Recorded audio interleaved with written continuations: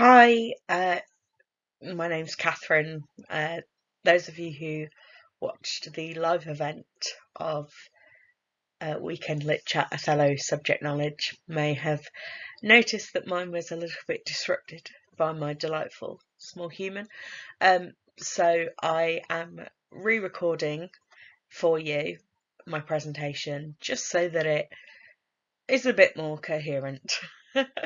Um, Obviously, my presentation is titled Protestant, Catholic and Moriscos, What My Students Taught Me About Religion in Othello. So, a bit of context in relation to this presentation. I am very passionate about Shakespeare. I did my dissertation on Shakespeare and the fact that Shakespeare wrote his plays for James I when he became the King's Men, looked sort of really in depth at how he really was the King's man. And all of that led to sort of me really exploring the historical relevance of Shakespeare or Shakespeare's world, I suppose, to his playwriting. And obviously, my religious background, I myself was brought up as an Irish Catholic. And so, immediately, with the context of the English Reformation that the country had just been through, that puts my understanding of a religion at a very different place to the religion that would have existed in Shakespeare's world. But in the context of Othello, we also have to look at the fact that there is more than just the Christian world. And I worked in Bahrain and Malaysia, so I've worked in Muslim countries. I've worked in the East, and I've seen sort of the impact of Shakespeare from the other direction and how it's interpreted in those areas. Now, the sort of clear relevance of this comes from the fact that when I studied A-level history many years ago, it feels like now, I did Ferdinand and Isabella, and the Spanish Inquisition, the treatment of the Moors, and how they were encouraged to convert, and were termed Moriscos. You know, that conversion was expected, and you know, my knowledge coming at Othello for the first time, even at university, was all wrapped up in this and Moors being part of, you know, this forced conversion or requirement to become Catholic, which, of course, an Elizabethan audience, Jacobean audiences, would have frowned upon because they themselves had gone from Catholic to Protestant. And all of this kind of gets wrapped up in the fact that the academy I currently teach in is a very high percentage of Muslim students. And so those, in fact, the past 3 A-level classes that I've taught have been 100% Muslim students. And what they have noticed versus what I notice when analysing Othello and preparing to teach it is very different. And I think that it's important to recognise what we bring to texts and what students could potentially bring to texts. And that's what sort of inspired this whole thing. And so you start off with Shakespeare's England. You know, we're talking about setting, and setting's one of the biggest things to sort of talk about in terms of getting a real push for literature knowledge, and pushing that idea forward. But Shakespeare's England had recently undergone all of those religious changes, and so it was still a very sensitive subject in the country at the time.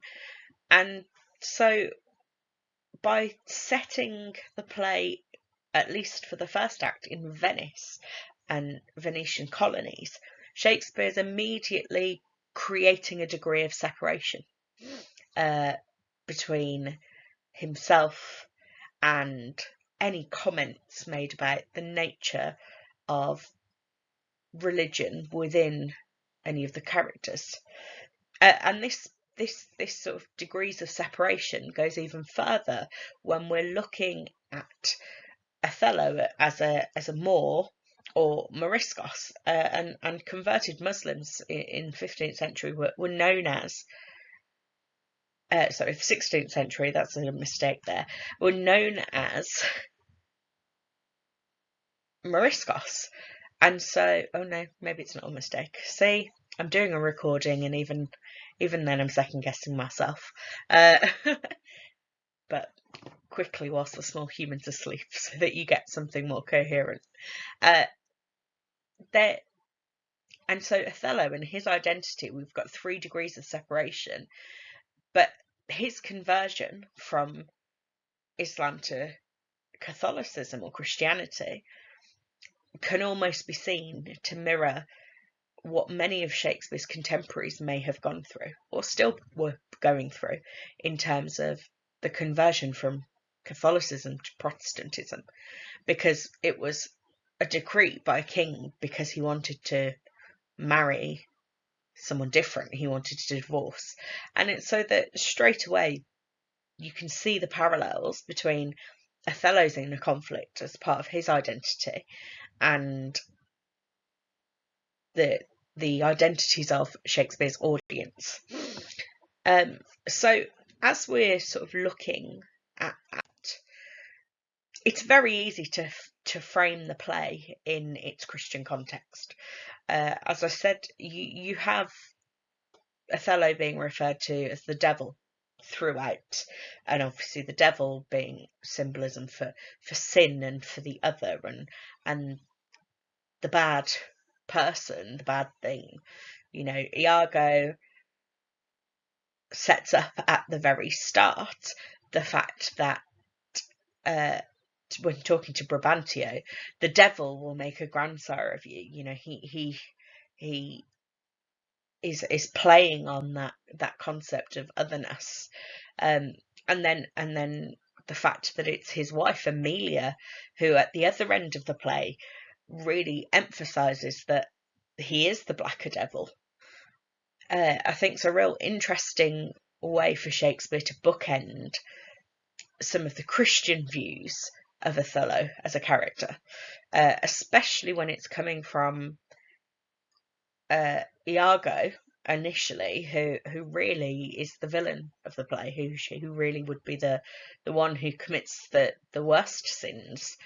And so when we're looking at that and looking at how Shakespeare presents religion in this text, I think that it's a very complex issue that deserves time dedicated to it, because it was very present in the day-to-day lives of Shakespeare's contemporaries, in as much as the same as it is today. So when we sort of start looking at Othello's identity, this is an example task that I might put up on the board for my students. It could be after we've completely read the play from start to finish and we're going into depth on characters. It could be something that we look at before really properly reading and deal with any prior knowledge that they may have. But I ask them, you know, what is a Moor? How do you see Othello? How do you imagine him?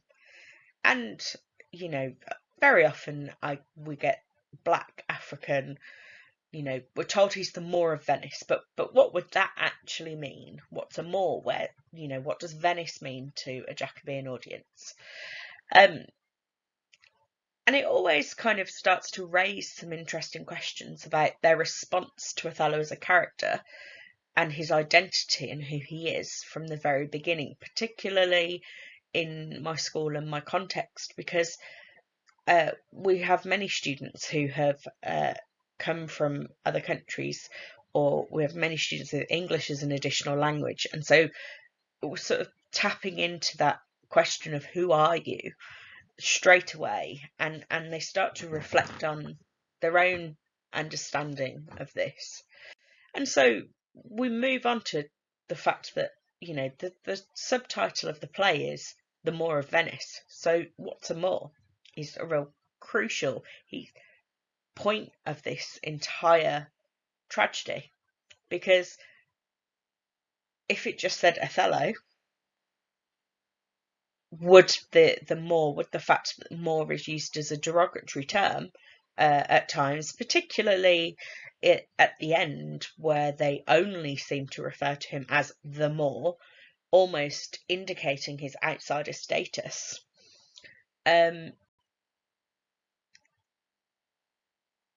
What did that really mean? And it was a bit of a catch-all term. It didn't have a specific definition in early modern England, and it's typically employed to describe the sort of North Africans, or Southern Spanish from Granada, which is where my first interaction with it was. And there is a possible contemporary example of a Moor that Shakespeare would have been familiar with. So if Othello was composed around 1601 to 1602, well, in Elizabeth's court in 1600, an ambassador of the King of Barbary arrived in London for a 6-month stay. This is according to historical records, and this would have been at a time where Shakespeare was at court performing during the stay. So it's likely he came across these people, and the trade routes that were opening up as part of the age of exploration and so on and so forth, really, with the Reformation that had sort of been raging throughout Europe for 100 odd years at this point, really opened up a wider world to Shakespeare, and he very much made those pop culture references quite often as in his plays, and was very current, keeping everything new and fresh. And he may have encountered the barbarians coming from Barbary that inspired the genesis of the character of Othello. And because my students, when we're doing this activity, we've looked at what do they think a Moor is, and then I tell them sort of this definition. When I bring up the sort of next part of the process of this lesson, we look at this Moorish ambassador and the Moroccan ambassador, and it tends to take them by surprise, because they often have the depiction of Lenny Henry as Othello, or a black African, not an Arab, in their mind when they think of him as a character. And that's what we've seen most recently in productions and stage plays. And so seeing this image, this oil painting, and that this was the Moorish ambassador that visited in 1600, it allows them to start to question their understanding of who Othello is.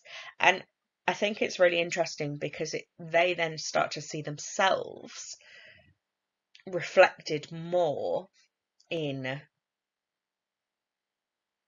the play. Because quite often, we talk about the diversity of texts that we teach, and with my sort of context being nearly 95% Muslim, it's huge to have this specific potential influence from Shakespeare at a time when it would have been otherness. Islam wouldn't have been well known necessarily in Europe, and it always tends to surprise them and challenges their perceptions. And I think that that's one of the things that, to really sort of hit AO5 and those different interpretations, we have to challenge those stereotypes that they have, or preconceptions they have. And when we're looking at this sort of Moorish ambassador, they would have been high profile. They would have been very different to what they had seen. And yes, they were infidels, that they were heathens. They would have had some suspicion of them prompted, but they were also very grand. When you look at the oil painting, you can see that he's dressed very luxuriously. The amount of material, the gold suggestion on his cloth, the weapon, and it suited Elizabeth's own foreign policy to have this relationship with high profile Muslims, because as long as they weren't the Spanish Catholics, whom she was very vehemently against, and it was fine. And we see this kind of reflected in Shakespeare's language in the play. He talks about how he saw a malignant and turbaned Turk beat a Venetian and traduce the state, and I took by the throat the circumcised dog and smote him thus. Othello at the end trying to really redeem a little sense of honour for himself, of, well, don't forget the good things I've done. I might have done this very terrible thing of killing my wife under baseless accusations, but I fought against these infidels. I have seen the light, and therefore judge me in heaven, perhaps, bringing Christianity into it. Judge me as I was, not as I am now. And I think that's shows a real conflict between Othello and his character. And so when we continue to explore this, the social status, the prominent weapon, the age that he could have been, and how this really could have referenced, 42 by Elizabethan standards, would have been quite old, and we hear that old black ram. And so Othello his portrayal, his identity, who he is on stage, becomes even more complex, because the prejudice against outsiders, against anything different, would have been huge, but they valued more the military expertise, the alliances that could have been formed through these relationships, and anything. Elizabeth, was not beyond selling her soul to create alliances against everyone except the Spanish Catholics. And because of the age of exploration, something that was known as the Turk play on the Elizabethan stage sort of pushed Islam and Islamic cultures to the forefront of the audience's mind, but they were often caricatures. They were often sort of full of pomp, full of bombast, and almost ridiculed that culture, rather than exploring it, pantomimed it, rather than exploring it for what it is. And Othello as a character, compared to Shakespeare's previous representations of Moors or blackamoors, such as in Titus Andronicus or in The Merchant of Venice,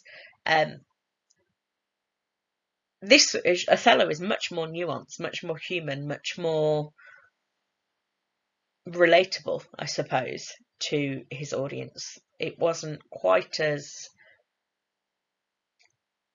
this person is evil. It was, this person is human.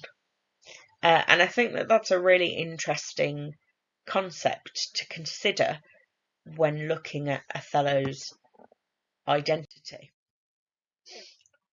And particularly going back to that reference in Shakespeare's final speech, Othello's final speech, that actually the play's tragic conclusion, when Othello smites the circumcised and turbaned Turk, turns this ridicule of the Turk play inside out, because he's directly tackling head on the fact that they saw the threat from the east as real. The Ottoman Turks and that war, which was impacted by the sort of divine providence of the Turkish fleet being destroyed by the storm, interestingly mirroring the Spanish Armada fleet being sort of overcome by the storm.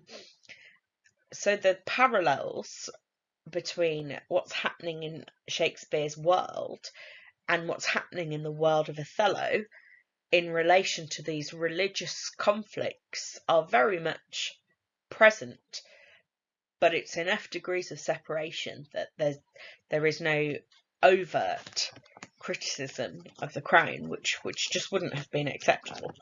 And so Othello, without that real specific background, skin colour, cultural origin, yes, there's references to him being the beast with two backs, far more fair than black, is an interesting one to sort of look at.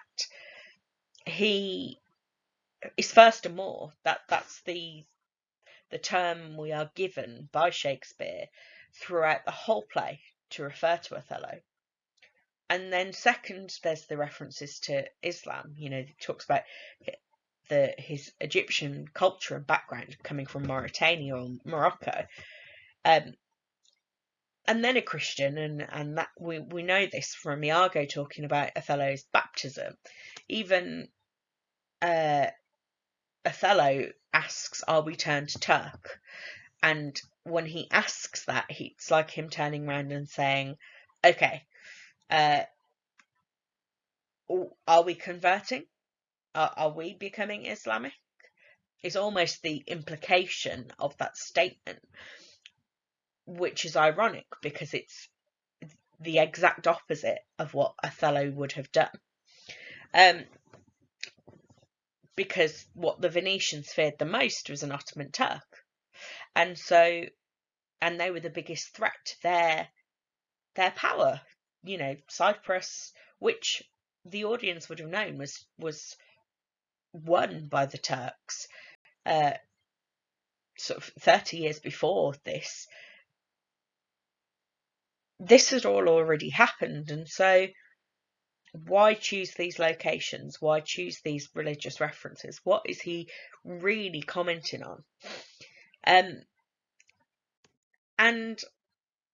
the fact that the Venetians hired a Muslim commander to command the force of mercenaries against a threat to their colonial interests posed by other Muslims, the Ottoman Turks, it perhaps reflects a society that was a bit more cosmopolitan, with the trade links and so on and so forth. And this was all really inspired by the fact that in 2018, the English Touring Theatre did a production that really emphasised the cultural roots of Islam, and we went to see it at the Warwick Arts Centre. But I had students coming to me afterwards going, "Miss, I didn't realise that there was so much Islam in Othello," and I had to be honest with the students that at that particular moment in time, neither did I. But then, because they are Muslim, they celebrate Eid, they fast during Ramadan, they started to notice more and more potential references to their culture and what they understood in the way that I might have noticed, the conflict between Protestantism and Catholicism throughout all of Shakespeare's plays, and the comments on that. And so, as I said earlier, Catholicism was the absolute enemy, but Islam was not the enemy. And so by allying with or potentially allying with this imperial power, or being seen to with their trade routes, their military power, their naval power, it would have been absolutely acceptable. They're suspicious, perhaps, but Catholics were the worst. those inner civil wars of religion that were going on across the continent and in the country were far more significant than people who they already deemed as infidel and heathen.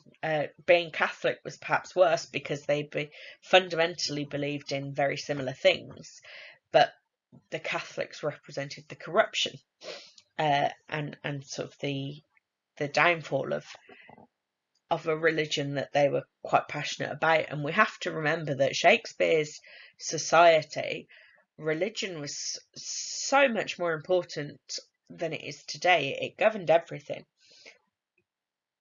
And having that in the forefront of our minds as we read, the implications of the cross-religious loyalties of the character of Othello adds more questions to that. What does that conflict represent, and how can we apply that to our understanding of the tragedy and what leads to Othello's downfall? And so, is he a man divided between Christian faith and Islamic duty? How much Shakespeare would have known about the concept of the Quran-based Sharia, a code of conduct and honour principles?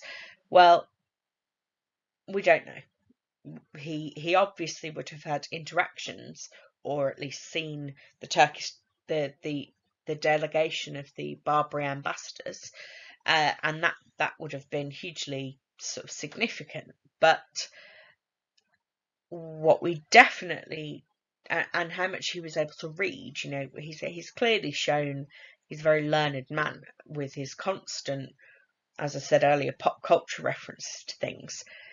But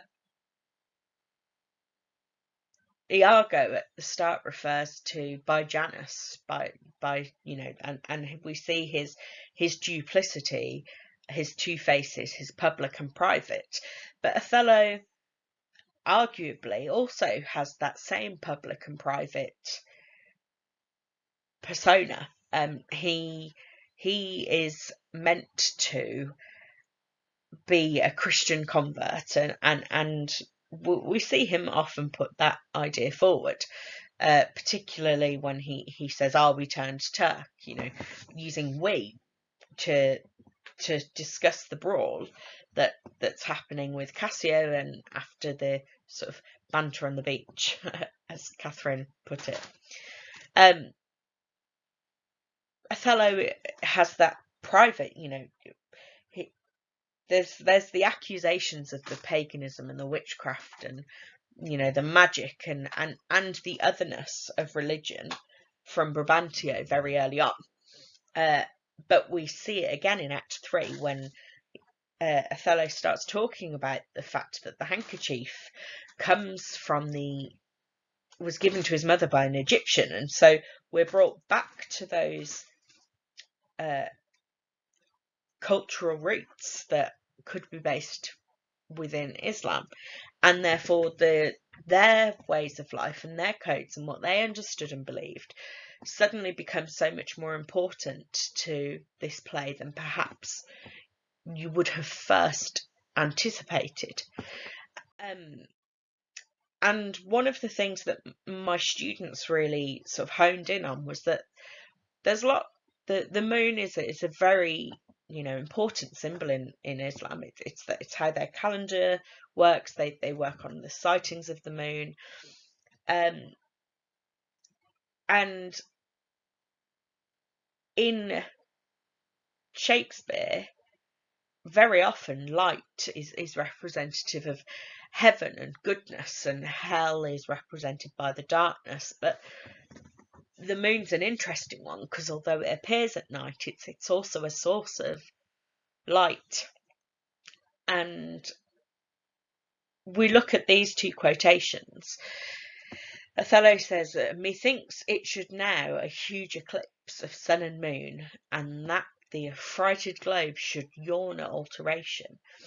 And there's a suggestion that this huge eclipse, the sun representing Othello's Christian conversion and the moon representing his Islamic duty, the way he was raised, where he's come from, and that they're at odds with one another.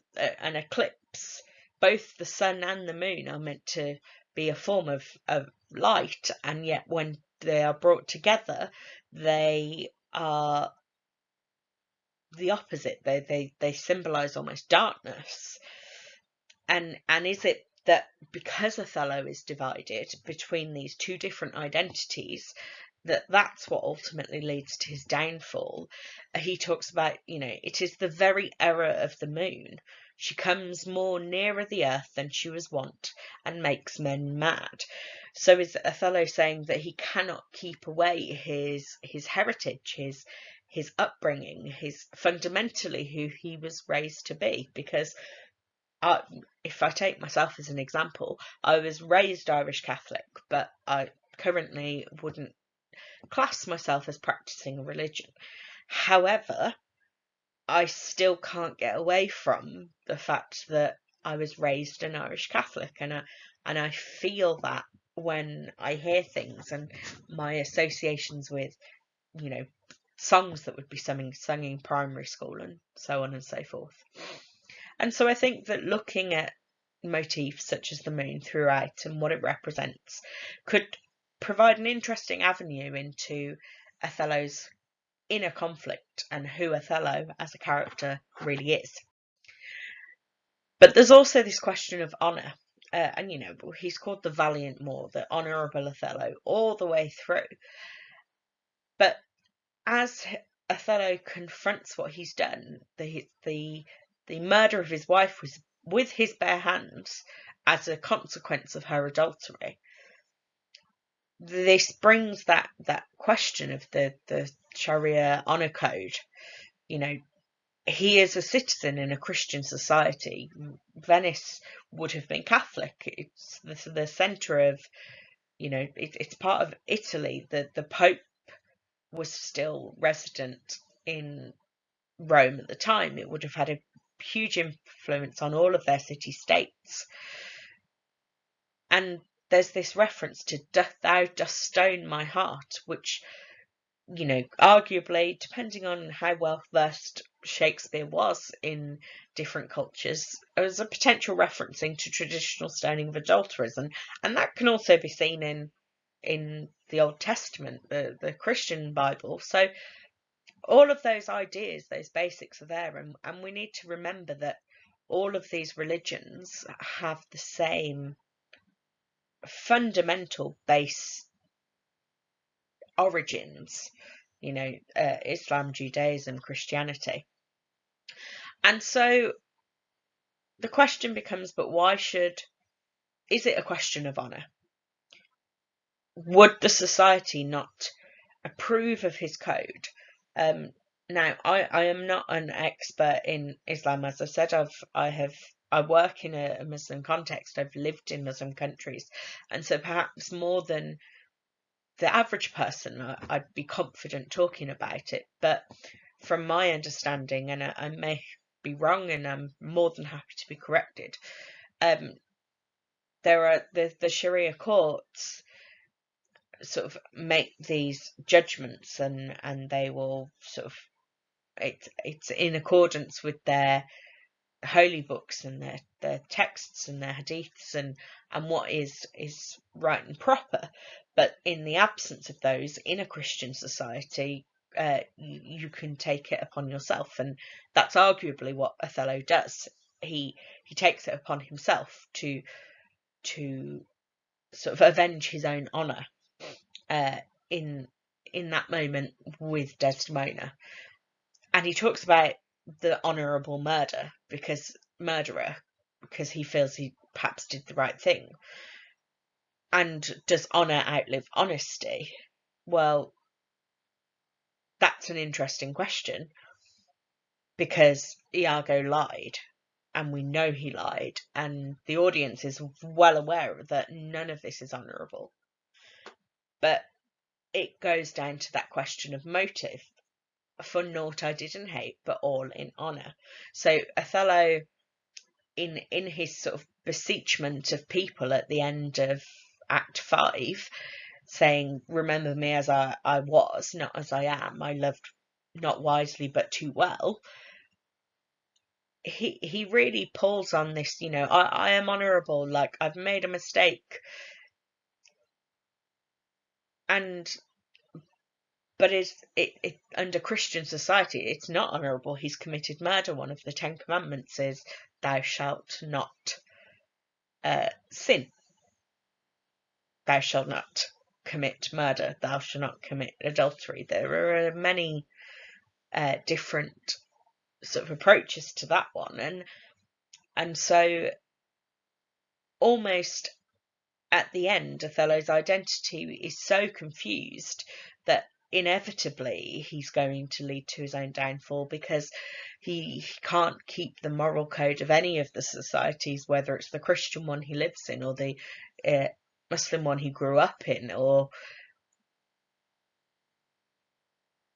anything, and so it really sort of holds him back. And I wondered, when my students were first coming at this from what they understood about society, and this sort of honour-based violence perhaps that we might have looked up in safeguarding, and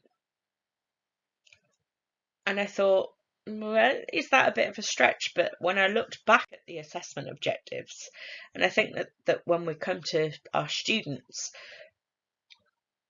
and really encouraging them to have their own opinions and really back things up with their knowledge and what they know, is that the understanding and significance of the contexts in which literary texts are written and received. And so really, ultimately, whether Shakespeare intended it or not, or had great knowledge of Islam or not, was somewhat irrelevant, because my students who do have great knowledge of Islam and live that culture, and that is what their belief, they were finding these meanings, that AO2, in the text, and that made these questions over Othello's identity and whether or not he had sort of converted for political public reasons but privately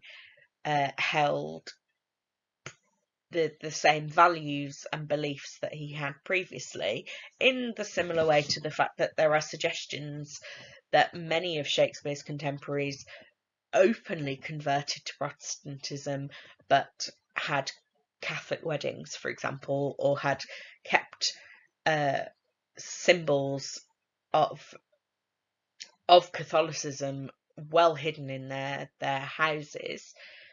And I think all of, when you look at it in that context, through that lens of that question of, was Shakespeare himself having that question over public and private, and what was shared and what was not? And was it a warning to the people who were pretending that it would lead to your downfall, which could have arguably pleased James I, because he was very firmly Protestant. He'd been put on the throne by Elizabeth to continue the Protestant faith, to become the head of the Church of England. Is it a warning that you really have to fully abandon either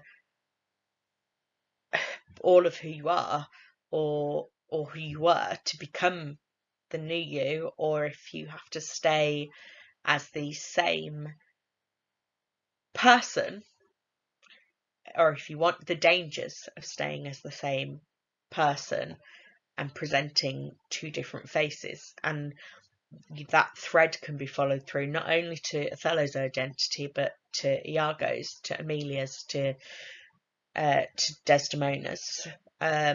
And I think it's a very interesting way to look at the duality of this play, that there are layers of context hidden within what perhaps we initially understand as a play about racial otherness, but actually it could also be about religious otherness and personal conflict, and and how that has an impact on your life.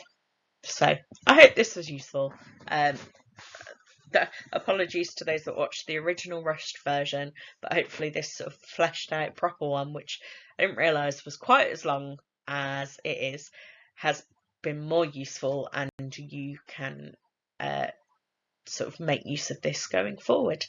Thank you very much.